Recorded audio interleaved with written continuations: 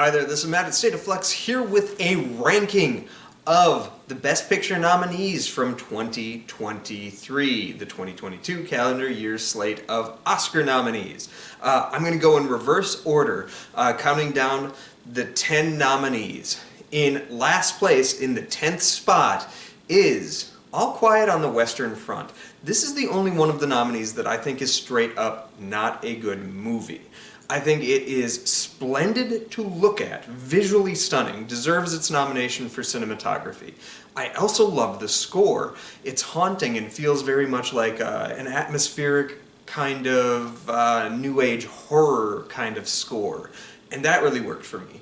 However, I'm not really sure what this movie is trying to accomplish that isn't already plainly obvious going into it. War is hell, and that's kind of what it has to say. It is overly gratuitously violent, and I don't think that that's in and of itself a bad thing. I don't like the idea of romanticizing violence, and as some war movies definitely do. This movie definitely doesn't do that. However, it goes into a territory where it's getting so graphic that it's almost celebrating the ability to create realistic violence on screen in a very negative light. It becomes what I would consider cinematic instead of real any longer. The exact scene that I can pinpoint is when the main character is battling the Frenchman in the little ditch and stabs him in the chest, but that doesn't do it. So he stabs him several more times, 6, 7 more times in the chest, and you're seeing it uncut in visceral detail. And then he starts like choking up blood. The main character backs away for a second, notices the guy still isn't dead, so then he goes and he starts shoving mud and stuff up in its nose and mouth to make sure that the guy is dead. And then when that doesn't work, he backs away and he sees this person dying there. The compassion rises up in him, and then he goes and he holds onto that man's hand as he dies. And that just didn't work for me. It was almost as if it was celebrating the ability to make an uncut, very realistic, hyper-realistic, graphic death scene, rather than getting into the core of the human element of that story. The film lacked humanity, yet it's trying to speak for humanity in the most simplest of ways, which is, war bad, we shouldn't do. And that just didn't work for me for this film, especially in a world where films much better than this, like 1917, are just a couple years down or backwards down the pipeline, and that movie is exceptional. Where does this fall? And it's also not a particularly great adaptation of the book. I think the book is extraordinary, and yet we still haven't quite mastered telling that story for a cinematic lens. So, in my 10th place spot, All Quiet on the Western Front. Counting down to number 9 is Triangle of Sadness. This movie is pretty good. However, it hits a lot of the same beats as The Menu did, and I think The Menu hit those beats a little stronger, a little more succinctly. This is leaving things up a little more into the air for interpretation. But, of all the nominees here, this movie has the best opening scene of any movie. And I love where the title comes from, what the actual Triangle of Sadness is. That's great. I like the characters. This is a solid screenplay. Not sure why this was nominated for direction. I thought that was a bit unusual, especially when there are other films on here that didn't take that nomination that I think we'll get to next. In the number 8 spot is Top Gun Maverick. If you're going to celebrate direction, and if you're going to celebrate the medium of film in its visual storytelling lens, why did he not get a nomination for Best Director for directing Top Gun Maverick? He did a great job. The cinematography is the reason that you watch this movie, and that didn't get nominated. Boggles the mind. That said, Top Gun is a fun popcorn flick. It is probably the most daft of any of the movies on this list, in that it's not really trying to say anything. But when it does, it has some things to say about aging and legacy, as these legacy sequels do, it's very good. It does lift heavily from, like, the original Top Gun is pretty much a blueprint for this movie, as well as mapping it onto Star Wars: A New Hope, but that does make for a really energetic and entertaining story.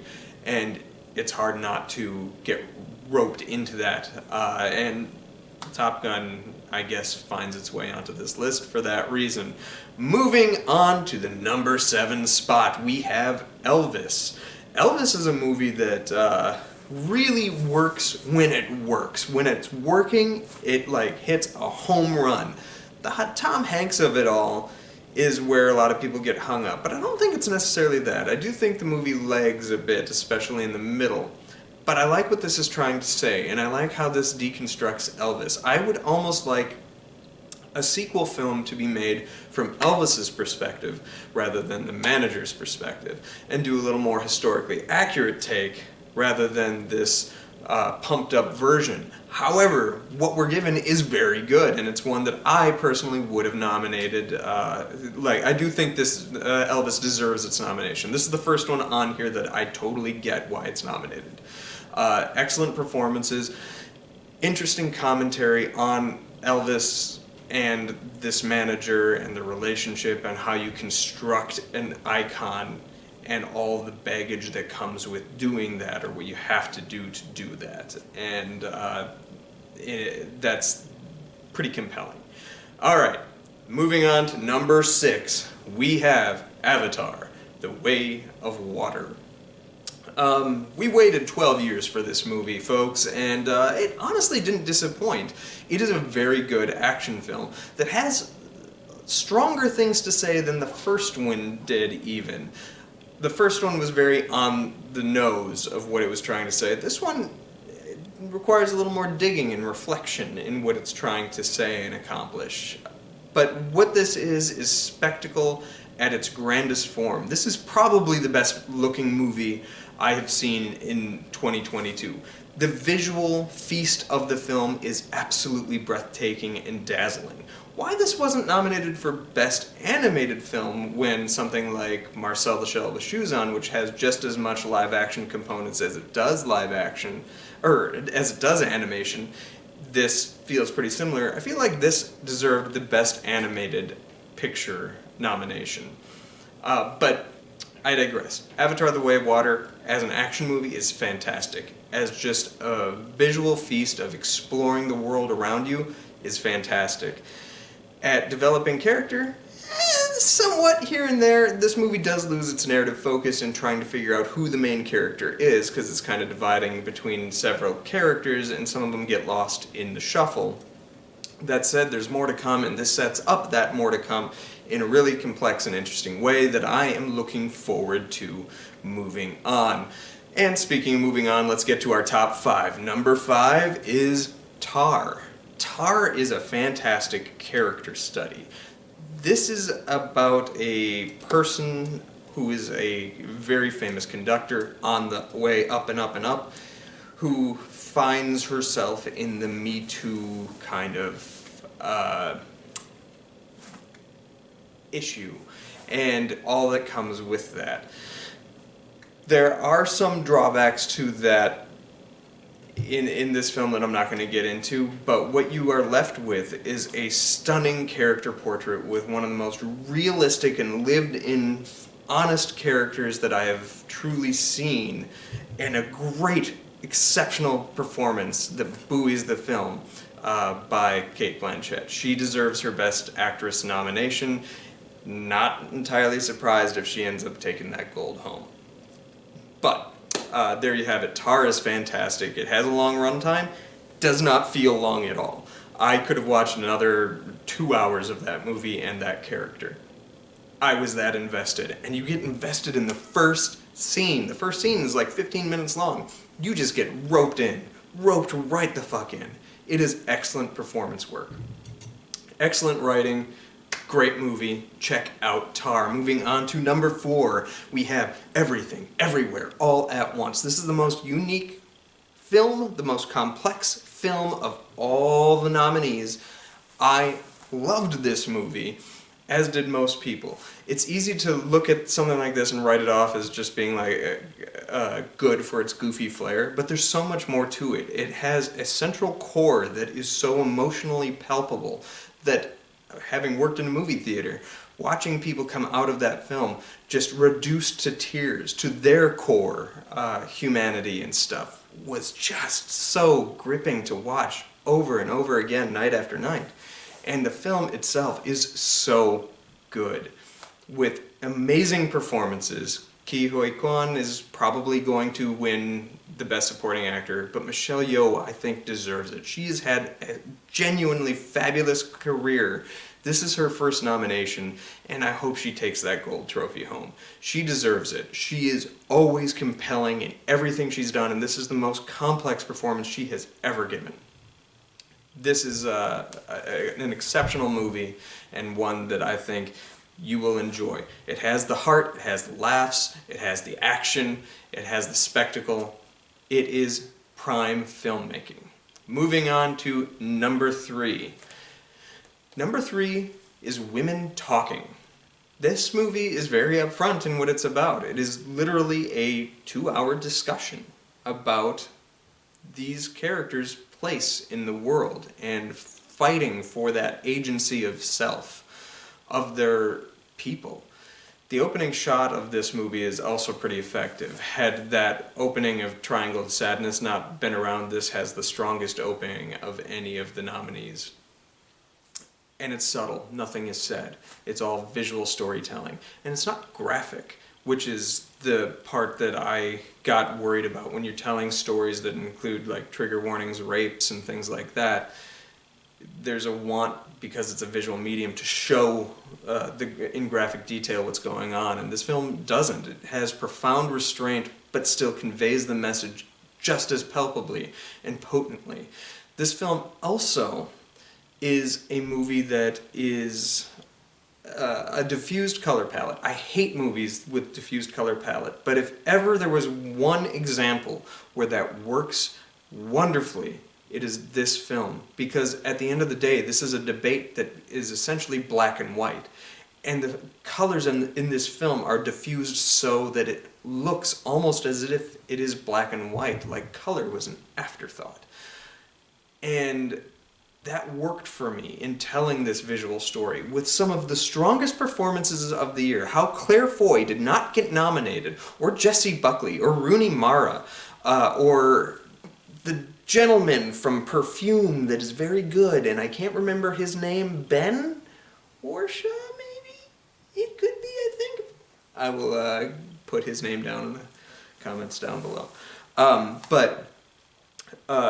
These 4 performances are among the 4 best performances outright of the year, and none of them got highlighted, and that is such a damn disappointment. Women Talking is a movie that more people should be talking about, but I think the kind of blandness of title is what keeps people away, and it's a shame. This movie is breathtaking, and if this were to win Best Picture or Best Screenplay, I would be perfectly satisfied. It is that good. Sarah Polley is the filmmaker. She made one of my favorite films of the 2000s called Away From Her. Bests herself with this movie. She is a tremendously talented writer and a tremendously talented director. The fact that she didn't get a nomination for direction is a really big shame, because I like what she is doing and how she tells this story, both restrained yet powerful. And I like how she knows how to marry her words, her characters, and her dialogue to a film in such a visual way that is easy to overlook at first, but upon reflection and repeat viewings, really palpably strong. She deserved a nomination, and I'm disappointed she didn't get it. That's why I want her to win Best Adapted Screenplay, even over Rian Johnson's Glass Onion, which was my actual favorite adapted screenplay of the year. But anyway, it's time to move on to my number 2 spot, The Banshees of Inisherin. I cannot think of a movie more devastatingly sad and hilarious than this movie. The way the humor and drama offset each other, sometimes in the exact same moment, sometimes in the exact same sentence, is wordplay at its finest. This is a script that I think should win Best Original Screenplay. I don't know that it will, but I hope it does. This movie also should have been nominated for its cinematography. Next to Avatar, this is the best looking movie of the year, hands down without question, and it's not even nominated. How devastating is that? But this is a tremendous movie about the uncoupling of a friendship set during the backdrop of the Irish Civil War, which is very much a reflection of what the characters are going through and how the conversation suddenly turns unexpectedly violent in unexpected ways, unconventional ways, and how it's all just an absurd thing, but life happens that way, and this captures that so well. Easily one of the best movies of 2022, highlighted by the Oscars for several categories. Colin Farrell deserves his gold statue if he were to win this. This is his first nomination, mind you, and he's given an exceptional career. He is tremendous, and I would like to see him win. I still think it's probably going to go to Austin Butler or Brendan Fraser, but if Colin were to win, I would be up and down on my seat, like Tom Cruise style, jumping and cheering. That's a dated reference from like 2005 you cats might not get. But moving on to my favorite of the nominees, my number one pick is The Fabelmans. Steven Spielberg came back to relevancy hardcore last year with West Side Story and bested that work with this film. This is the most poignant movie about filmmaking I have ever seen. Sure, it's a coming-of-age story, and it's a hot damn good one at that. But what this really is an exercise in the importance of the medium. All the things that film can do, from exposing bigotry, unexpectedly amplifying someone who is bigoted to look heroic, showing spectacle at its finest, capturing a moment in pictures that could not have ever been captured or noticed by anybody were it not for that camera picking up that irrefutable moment. These are all things that this movie explores, while also telling you how to frame your picture, how to act, and how to capture some of these great moments of spectacle. There's a little scene where the kids are making a Western, and it's great. This is just truly great filmmaking. And it's wrapped around this coming-of-age story. And if you are a Spielberg fan and have listened to him in interviews anytime over the past 40 years of his career, he talks about very specific things that end up showing up in this movie. The great John Ford moment, the mother dancing in front of the headlights. These are things he's talked about in the past, and to see them actualized on film in such a magical way is great, and that is why this film is my favorite of the nominees, the best picture of the nominees. I think it quite honestly could take it. If I were to guess, I would think that this year comes down between two movies and a third one is actually going to take the gold. I think the voters are going to either vote for The Fabelmans or The Banshees of Inisherin, and it's going to split the vote, and you're going to get Everything Everywhere All at Once taking home the Best Picture. Those are the three that I think are most likely to win. However, if Women Talking wins, I would be shocked and so elated. If Elvis wins, I think that has a possibility. All Quiet on the Western Front stole the BAFTAs and could possibly do what Parasite did a couple years prior, unexpectedly so. So this year there are no sure things. Going into this season, I think The Fabelmans was the sure thing, and I think we're seeing that that's not necessarily the case anymore. That said, if Fabelmans, Banshees, Women Talking, Everything Everywhere, all Tar were to win, I would be exceptionally happy.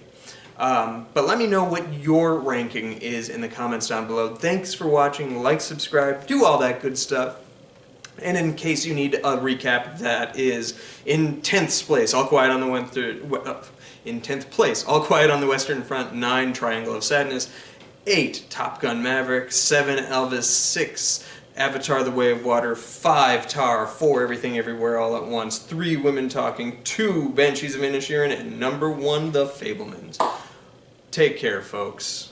And we should have the my Oscar predictions next Sunday before the Oscars. But next Saturday, we're going to do a commentary at 7 p.m. for Promising Young Woman with a guest commentator that I'm really excited to introduce you guys to.